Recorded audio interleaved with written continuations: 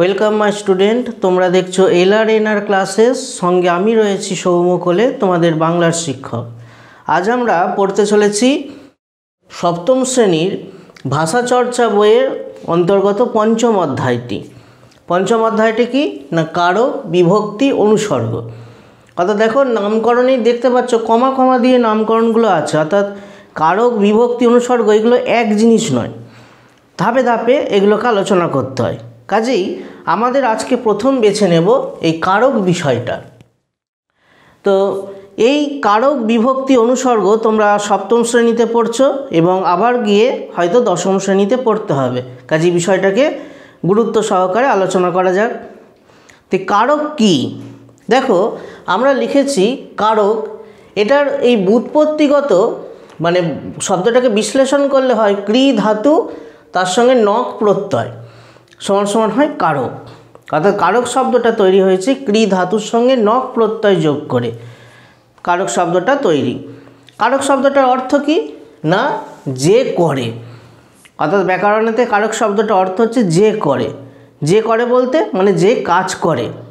কাজ কে করে না, আমরা সকলেই করি, প্রত্যেকেই করে, এমনকি স্বয়ং ঈশ্বর পর্যন্ত কাজ করেন। একটা মজার ব্যাপার হলো যে শ্রীকৃষ্ণ কুরুক্ষেত্রের যুদ্ধের সময় অর্জুনকে একটা খুব ভালো কথা বলেছিলেন যে তিনি এই সমস্ত পৃথিবীকে সৃষ্টি করেছেন, মানুষজনকেও সৃষ্টি করেছেন। এই জগতেতে তার কিছু পাওয়ারও নেই, চাওয়ারও নেই, অথচ তা সত্ত্বেও তিনি জনকল্যাণের জন্য কাজ করে চলেছেন।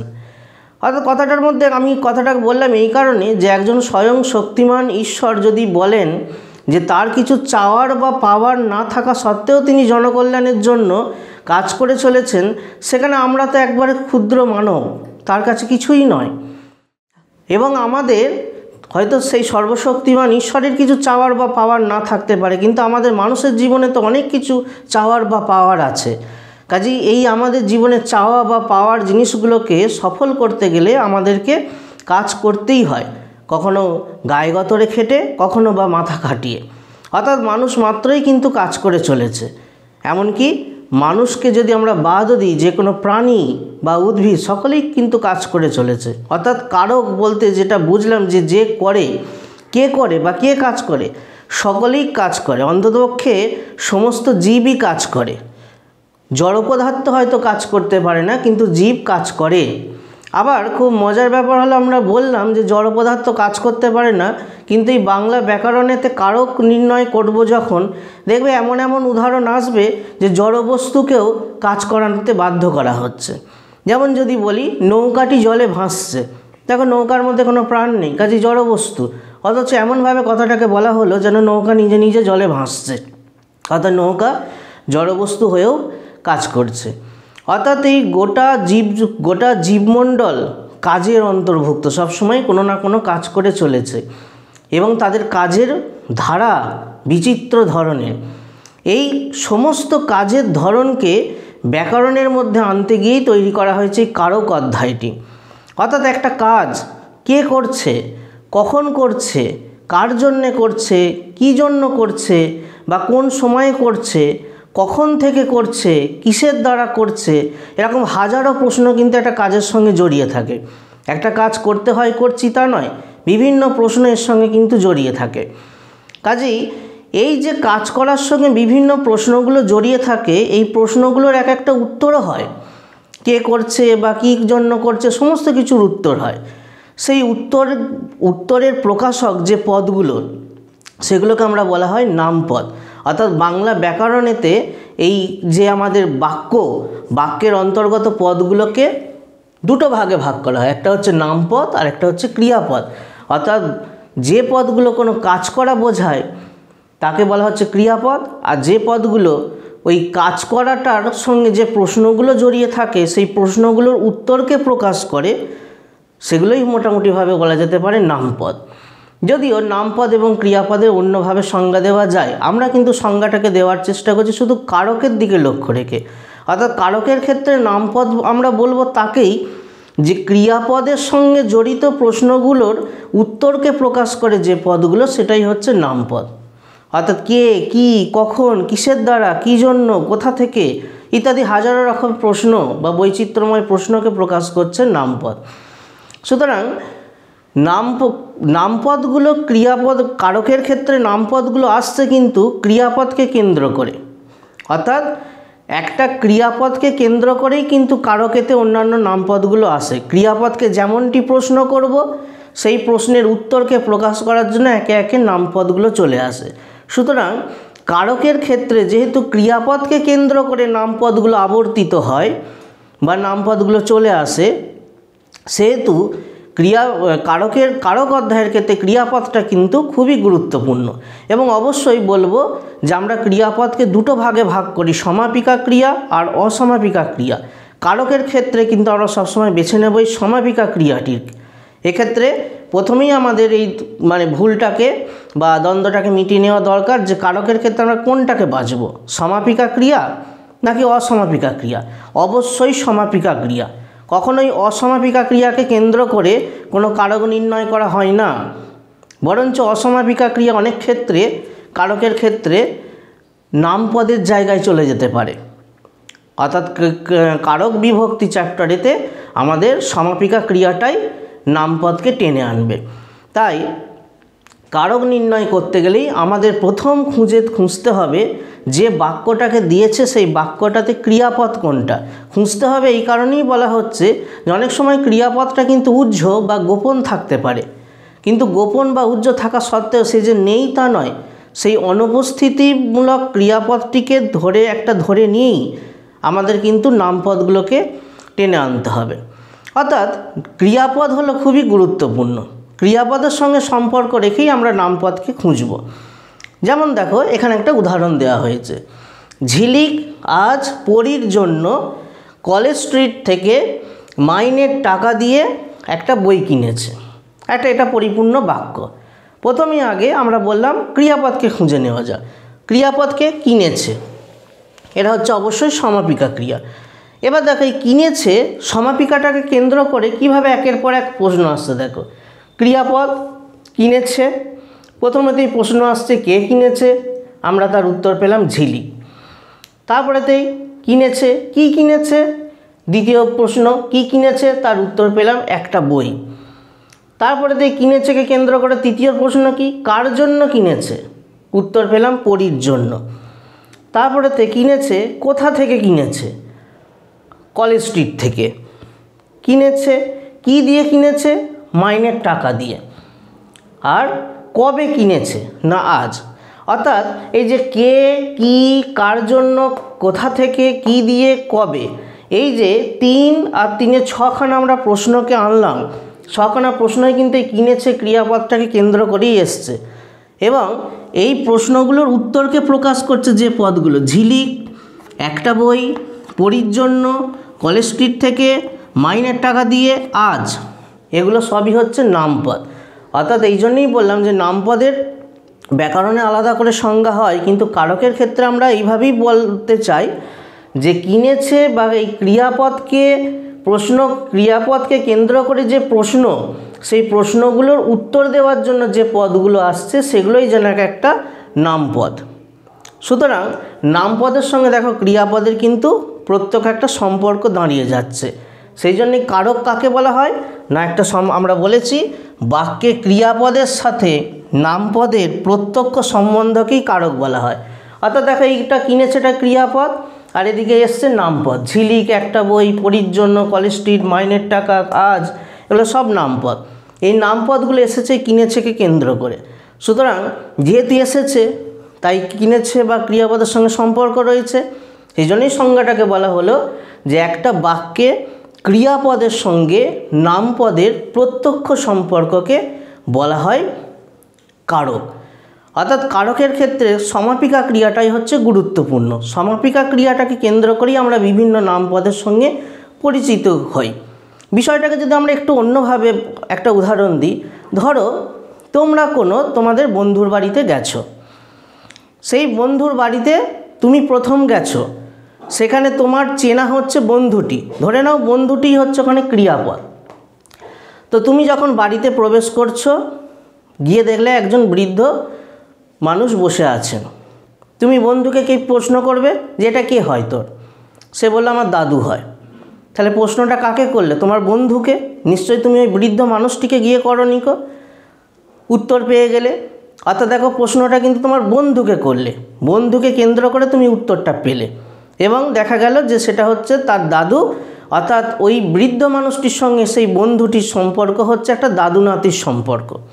তারপরেই দেখা গেল আবার একটুখানি বাড়ির ভেতরেতে গিয়ে দেখলে যে একজন বৃদ্ধ, একজন মানুষ বা ব্যক্তি, তিনি খবরের কাগজ পড়ছেন কিংবা হয়তো কোনো লেখালেখি করছেন।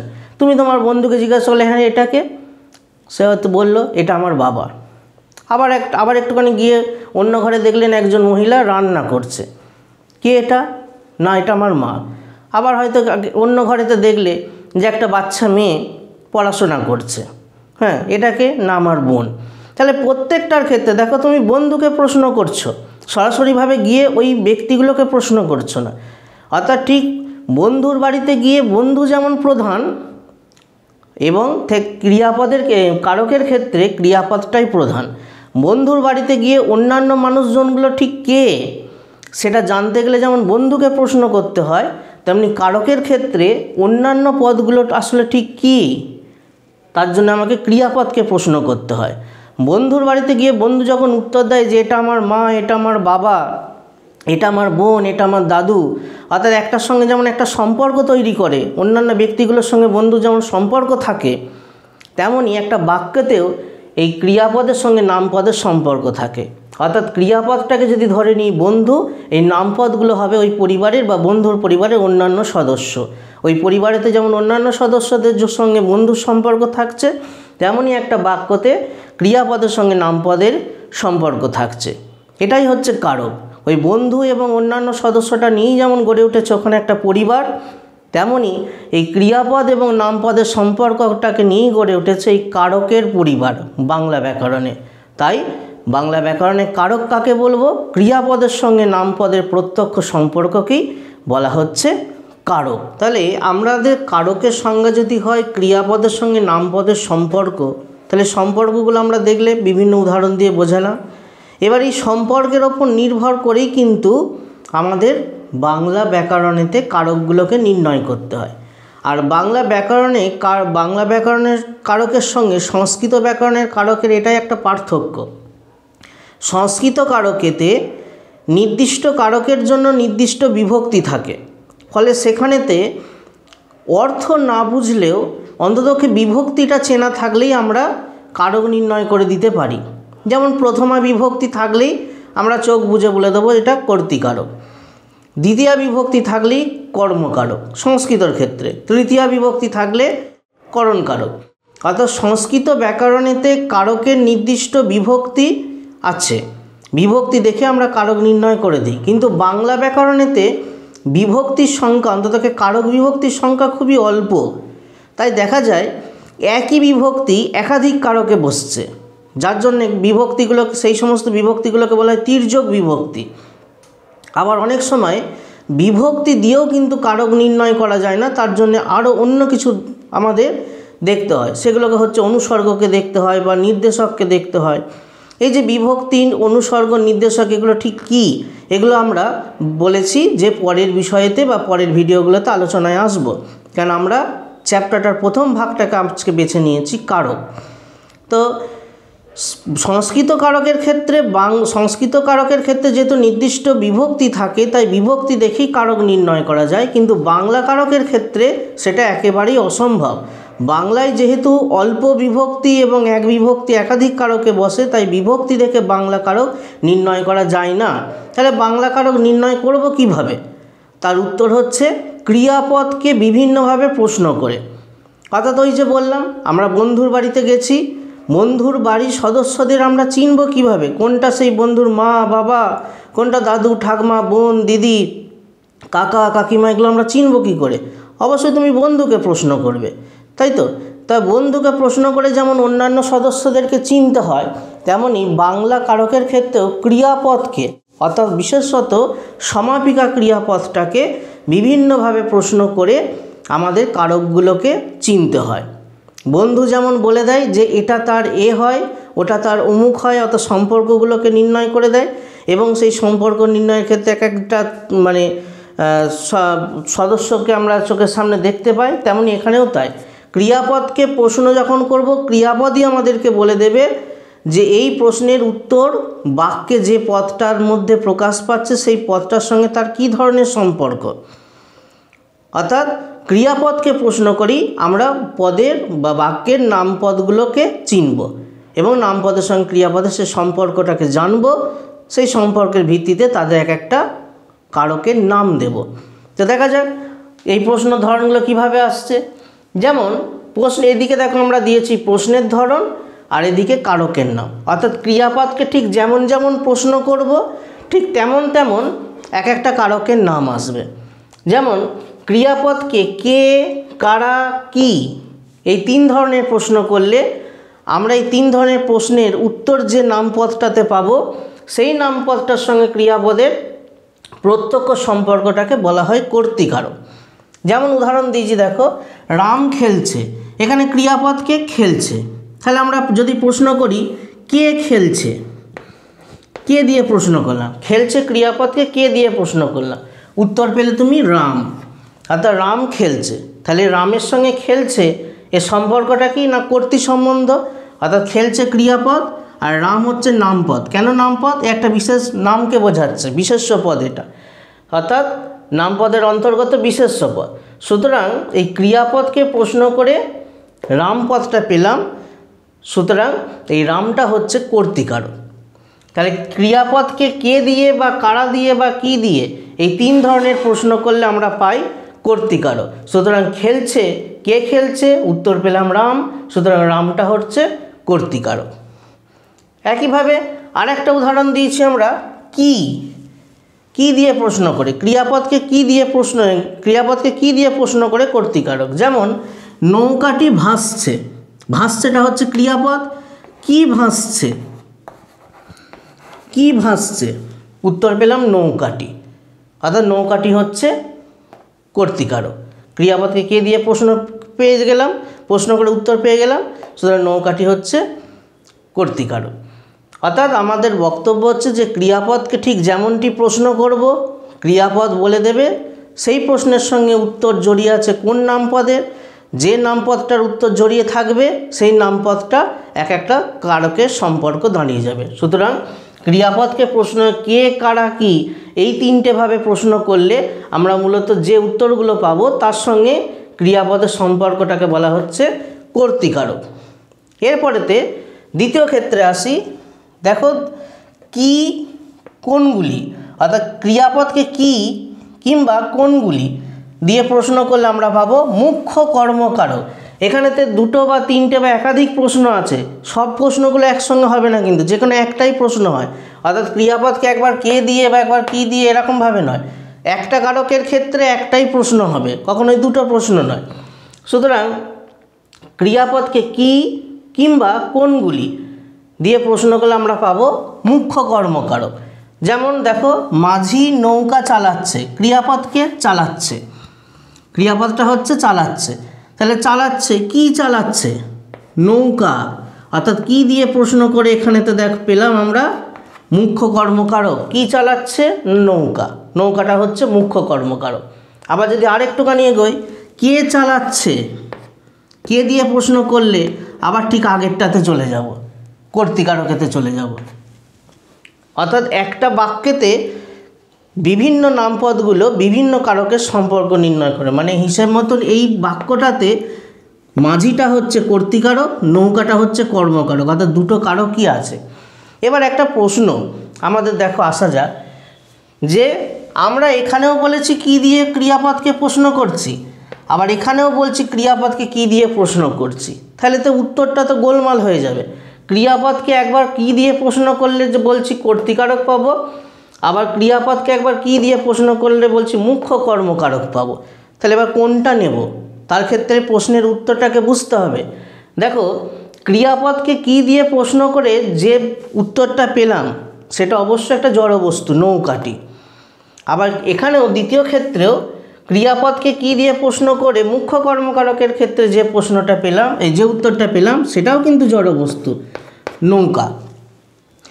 দুটো ক্ষেত্রেই কি দিয়ে প্রশ্ন করে জড়বস্তুকে পাচ্ছি, কিন্তু যখন জড়বস্তুটি এমনভাবে কথাটাকে বলা হলো যখন জড়বস্তুটা যেন সজীব হয়ে উঠছে তখন হয়ে যায় কর্তৃকারক, আর যখন জড়বস্তুটা জড়বস্তুই থাকছে তখন হয়ে যাচ্ছে কর্মকারক। যেমন এই যেখানেতে নৌকাটি ভাসছে, এমনভাবে কথাটাকে বলা হয়েছে যে এই জড়বস্তু নৌকাটি যেন একটা সজীব বস্তুতে পরিণত হয়েছে এবং কাজটা সে নিজে নিজেই করছে, অর্থাৎ তাকে কেউ ভাসাচ্ছে না, তাকে না ঢেউ ভাসাচ্ছে না মাঝি ভাসাচ্ছে, যেন নৌকা নিজে নিজেই ভাসতে শুরু করে দিয়েছে। যেন এমনভাবে কথাটা বলা হচ্ছে সেই একটা কোনো নিস্তরঙ্গ জলেতে কোনো মাঝিহীন নৌকা নিজে নিজেইভাবে যেন ভাসছে। অর্থাৎ যখন কোনো জড়বস্তু সজীব বস্তুর বৈশিষ্ট্য ধারণ করে এবং কাজটা নিজে নিজেই করে তখন কিন্তু সেটা হয়ে যায় জড়বস্তু হওয়া সত্ত্বেও কিন্তু হয়ে যায় কর্তৃকারকের দলে। আর যখন জড়বস্তুটা জড়বস্তুই থাকে এবং সেই জড়বস্তুটাকে অন্য কেউ চালনা করে, যেমন এখানে নৌকাটাকে চালনা করছে কে মাঝি, তখন সেটা হয়ে যাচ্ছে কর্মকারক বা মুখ্য কর্মকারক। অর্থাৎ ক্রিয়াপদকে কি দিয়ে প্রশ্ন করে দুবারই যদি জড়বস্তু আসে তখন দেখতে হবে জড়বস্তুটা ঠিক কোন বৈশিষ্ট্যতে আছে। জড়বস্তুটা যদি সজীব বস্তুর মতন আচরণ করে অর্থাৎ নিজে নিজেই কাজটা করছে তখন সেটা হয়ে যাবে কর্তৃকারকের দলে। আর ক্রিয়াপদকে কি দিয়ে প্রশ্ন করে যে জড়বস্তুটাকে পাচ্ছি তখন সেটা যদি জড়বস্তুর মতনই হয়ে থাকে, সেই জড়বস্তুটাকে অন্য কেউ চালনা করছে বোঝায়, তখন সেটা থাকবে মুখ্য কর্মকারকের দলে। এটাই হচ্ছে ক্রিয়াপদকে কি দিয়ে প্রশ্ন করে তার দুরকম উত্তর এবং দুরকম কারণ। এরপরেতে আসা যাক যে ক্রিয়াপদকে কাকে বা কাদের দিয়ে প্রশ্ন করলে হয় গৌণ কর্মকারক। যেমন মা আমাকে খেতে দিল, ক্রিয়াপদকে দিল, কাকে খেতে দিল? আমাকে। তাহলে এখানেতে প্রশ্ন করলাম কাকে দিয়ে, কাকে খেতে দিল না আমাকে। সুতরাং খেতে দিলটা যদি ক্রিয়াপদ হয় আমাকেটা হচ্ছে নামপদ এবং এই ক্রিয়াপদের সঙ্গে নামপদের সম্পর্কটা হচ্ছে কি গৌণ কর্মকারক। অর্থাৎ ক্রিয়াপদকে কাকে দিয়ে প্রশ্ন করে যে উত্তর আমরা পাবো সেই নামপদটিকে বা উত্তর প্রকাশক নামপদটিকে বলা হচ্ছে গৌণ কর্মকারক।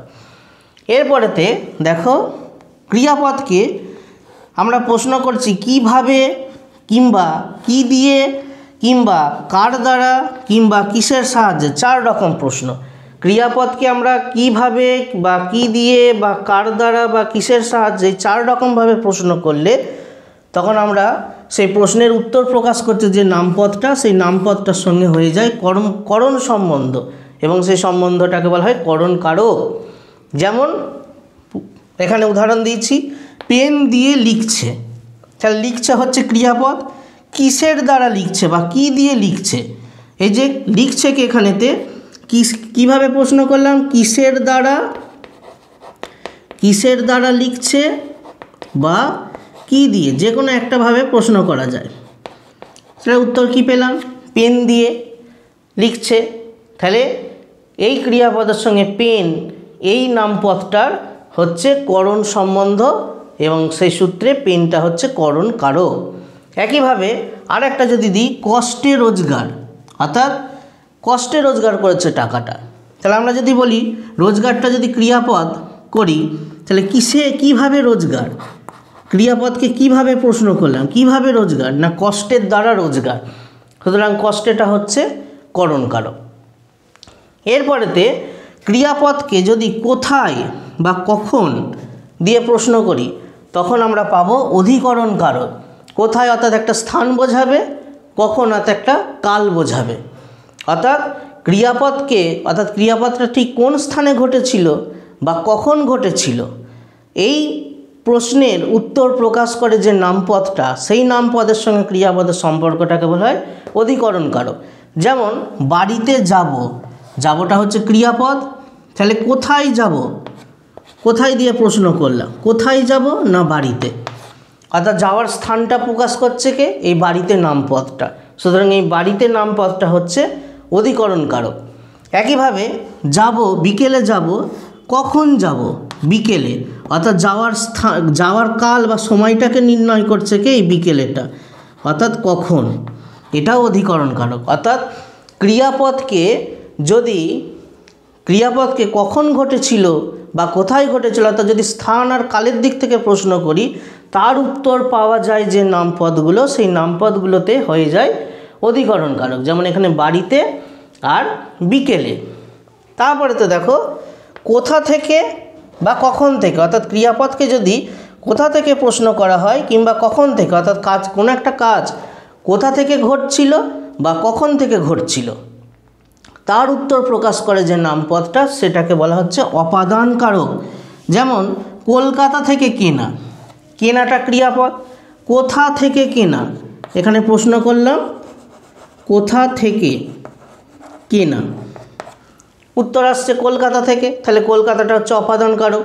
একইভাবে সন্ধ্যা থেকে শুরু হয়েছে, তাহলে কখন থেকে শুরু হয়েছে, শুরু হয়েছে এটা ক্রিয়াপদ যদি হয়, কখন থেকে, তার উত্তর পেলাম সন্ধে। অর্থাৎ ক্রিয়াপদকে কখন থেকে প্রশ্ন করলে যে উত্তরটা পেলাম সেটা হচ্ছে অপাদান সম্বন্ধ বা অপাদান কারক। সুতরাং একটা কাজ কখন থেকে শুরু হয়েছে বা কোথা থেকে শুরু হয়েছে, এই প্রশ্ন করলে যে নামপদটা আমরা পাচ্ছি, উত্তর প্রকাশক নামপদটা, সেই নামপদটার সঙ্গে ক্রিয়াপদের সম্পর্ককে বলা হচ্ছে অপাদান কারক। আর আসছি ক্রিয়াপদকে যদি আমরা কী জন্য বা কার জন্য প্রশ্ন করি, অর্থাৎ যে কোনো কাজ কিছু একটা কারণে তো করে, এটা তো কারণ আছে। আমরা পড়াশোনা করছি, কারণটা কি? পরীক্ষায় ভালো রেজাল্ট করবার জন্যে, পরীক্ষায় ভালো রেজাল্ট করতে চাইছি, তার কারণটা কি? জীবনে প্রতিষ্ঠিত হওয়ার জন্যে। প্রত্যেকেরই কিন্তু কোনো না কোনো কাজের কারণ আছে, কর্মহীন কোনো কাজ হয় না, এ কারণহীন কোনো কাজ হয় না। তাহলে সেই জন্যই এখানে উদাহরণ দেওয়া হয়েছে, পুজোর জন্য ফুল তুলছি। তাহলে এই যে তুলছি, এটা হচ্ছে ক্রিয়াপদ। কী জন্য বা কী কারণে, উত্তর হচ্ছে পুজোর জন্য। অর্থাৎ ক্রিয়াপদকে কী কারণে বা কী জন্য বা কার জন্য দিয়ে প্রশ্ন করলে যে কারণসূচক নামপদটা পাওয়া যাচ্ছে, সেটাই হচ্ছে নিমিত্ত কারক বা নিমিত্ত সম্বন্ধ। সুতরাং দেখো ক্রিয়াপদকে আমরা কিন্তু বিভিন্নভাবে প্রশ্ন করেছি, কে, কারা, কি, কি, কে, কোনগুলি, কাকে, কাদের, কিভাবে, কি দিয়ে, কার দ্বারা, কিসের সাহায্যে, তারপরে তো হচ্ছে কোথায়, কখন, কোথা থেকে, কখন থেকে, কি জন্য বা কার জন্য, বিভিন্নভাবে প্রশ্ন। যেমন যেমন প্রশ্ন তেমন তেমন উত্তর প্রকাশ করছে যে নামপদ, সেই প্রশ্ন অনুসারে নামপদগুলোর সম্পর্কটা দাঁড়িয়ে যাচ্ছে কারক। সুতরাং আমরা আবার বলবো, ক্রিয়াপদের সঙ্গে নামপদের প্রত্যক্ষ সম্পর্ককেই বলা হচ্ছে কারক।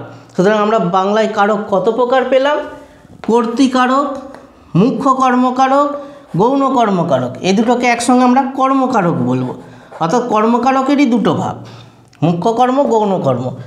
এটাকে আমরা একটা হিসাবে ধরে নিই। তাহলে কর্তৃকারক, কর্মকারক, করণকারক, অধিকরণকারক, অপাদানকারক, নিমিত্তকারক। তাহলে বাংলায় মোট 6 প্রকার কারক রয়েছে।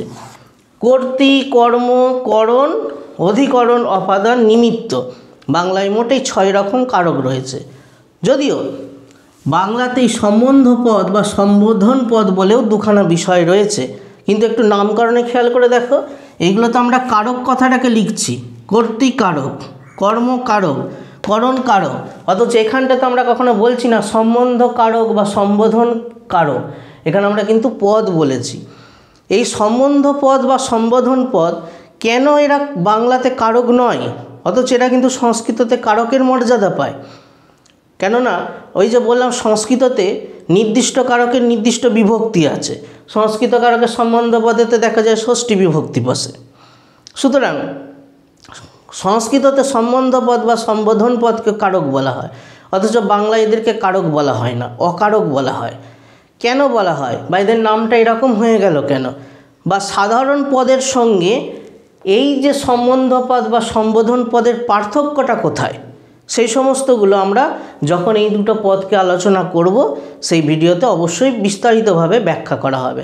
আপাততভাবে আমরা জানব বাংলায় কারক 6 প্রকার: কর্তৃ, কর্ম, করণ, অধিকরণ, অপাদান, নিমিত্ত।